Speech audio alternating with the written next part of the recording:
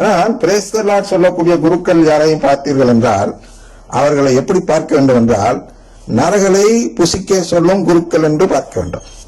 நரகளை எடுத்து சந்தனம் என்று முகத்தில் பூசிக்கொள்ளக்கூடிய ஒருவர் என்று பார்க்க வேண்டும். கடவுள் தரும் உறவு அவருக்கு சந்தனமாக தெரியவில்லை. கடவுள் சந்தானத்தை தடுப்பு என்று சொல்கிறோம்ல, ஃபிலியல் அடாப்ஷன். இது ஒரு பெரிய விஷயமா அது தெரியல.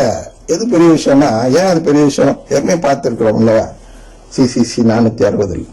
மனிதர் கடவுளாக மாறுகிறான். அது எவ்வளவு பெரிய விஷயம். இவர் சொல்ற பிரியாணியை சாப்பிட்டா இருக்கிற வாழ்வும் பறி போய் இறந்து விடுவோம். அவ்வளவு பெரிய விஷம் அது. அதை போய் பிரியாணின்னு சொல்லி கொடுக்கிறார். அவர் திருச்சபையில வச்சுக்கூடாது, வச்சிருக்காங்க. ஏன்னா மேல இருக்கவங்களுக்கு அந்த நம்பிக்கை இல்லை, நற்கருணை மீது அவ்வளவு நம்பிக்கை இல்லை.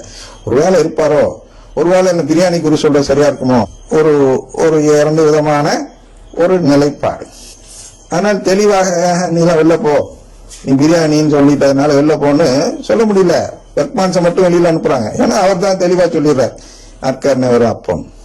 அப்ப நற்கருணை அப்பமா வெளியில போ.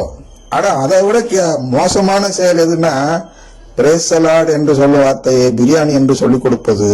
அதை விட மிக கேவலமான நிலை, மோசமான நிலை.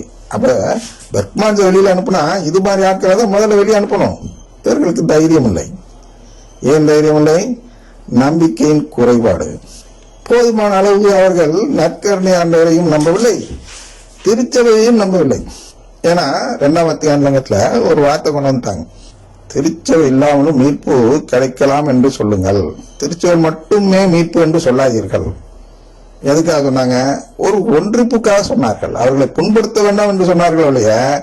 திருச்சபை தன் நம்பிக்கையை மாற்றிக்கொண்டு அதை சொல்லவில்லை. நாம் நம்பிதான் ஆக வேண்டும். சொல்லும் பொழுது நீங்க வேணா வெளியில மத்தவங்க நீங்க உங்களுக்கு மீட்பு இருக்குன்னு ஒரு இந்துவை பார்த்து சொல்லுங்க, முஸ்லிமா பார்த்து சொல்லுங்க, யார் வேணாலும் பார்த்து சொல்லலாம்.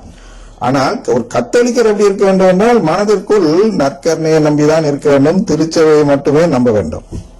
அதுல CCC 1257 வாசித்தால் சொல்லுகிறது, திருச்சபை மூலம் மீட்பு. நிறைய இடத்துல சொல்லுவோம். உங்களுக்கு ஒரு உதாரணத்துக்கு ஒரு நம்பர் சொல்லுகிறேன். அப்ப அதை நம்பாதவர்கள் அப்படின்னா CCCயை நம்பாதவர்களாக இருக்கிறார்கள்.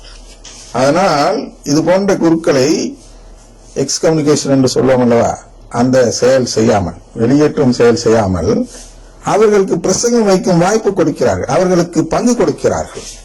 மான்ஃபோர்ட், புனித மான்ஃபோர்ட் உங்களுக்கு தெரிந்திருக்கும். அவர் யார் என்றால் அன்னை மரியாதை குறித்து பிரசங்கம் ஓவரா வைக்கிறார் என்று காரணம் காட்டி பங்கு கொடுக்காத நிலை பெற்றவர், பங்கு கொடுக்கப்படாத நிலை பெற்றவர் தான் இந்த புனித மான்ஃபோர்ட். ஒரு பிஷப்பு துணிஞ்சி அதை தடுக்கிறார். அன்னை மரியாதை நீ ஓவராக பேசுகிறாய், ஆனால் நீ பேசக்கூடாது என்பதற்காக உனக்கு நான் பங்கே கொடுக்க மாட்டேன் என்று ஒதுக்கி வைத்தார் அந்த ஆயர். இன்றைய ஆயர்கள் என்ன செய்கிறார்கள் என்றால், நரகளை பிரியாணி என்று சொல்லக்கூடியவர்களை தடுக்காமல் விட்டு வைத்து பிரசங்கிக்க அனுமதிக்கிறார்கள். அன்றைய ஆயர் யாரு? புனித மான்ஃபோர்ட். அவருக்கு ஆயராக இருந்த அந்த ஆயர் என்பவர் வலுவான நம்பிக்கையில் இருந்தார். அதனால் துணிஞ்சு என்ன செஞ்சாரு, நீ வேணாப்பா, இந்த அளவுக்கு எனக்கு வேணாப்பா அப்படின்னு தடுக்க முடிஞ்ச அளவுக்கு அவருக்கு தைரியம் இருந்தது. அப்ப பார்க்க போனால் ஒரு படி மேலான நம்பிக்கை கொண்டவராக அந்த ஆயர் இருந்தார் மான்ஃபோர்ட்டை விட. அதான் உண்மை. அவங்களுக்கு உறுதியா தெரிந்தது, இதுதான் மீட்பு, இது மீட்பு இல்லை என்றெல்லாம் தெரிந்து இவரை தடுத்தால் எனக்கு ஒன்னும் மீட்பு பறிபோக போவதில்லை என்பதை அந்த ஆயர் உணர்ந்திருந்தார். இன்றைய ஆயர்கள் அஞ்சுகிறார்கள். ஒருவேளை அருங்குடை இயக்கத்தில் இருக்கிறதுக்கெல்லாம் அந்த குருக்களுக்கெல்லாம் உண்மையிலே தூயாவி இறங்கியிருக்கோ, தூயாவியாரில் தான் எல்லாம் செய்யறாங்களோ, தூயாவியாரில் பெற்றதால் தான் அப்படி கத்தி விளக்க உரை கொடுக்கிறார்களோ, மறைவுரையெல்லாம் அப்படியே ஒரு ஆதங்கமா ஆவேசமா பேசுகிறார்களே, இது தூயாவின் செயலா? ஐயா, ஆவேசமா பேசுறதெல்லாம் தூயாவி செயல் இல்லப்பா. அவர் என்ன கருத்து பேசுகிறார்? பிரியாணியை பிரியாணி என்று சொல்லிவிட்டு நரகளை நரகள் என்று சொல்லக்கூடிய நபராக இருக்கிறாரா? அப்பதான் அவர் தூயாவி அருள் பெற்று தூயாவின் வல்லமையால் ஒரு மறைவுரை கொடுக்கிறார் என்று ஆயர்கள் கருத வேண்டும்.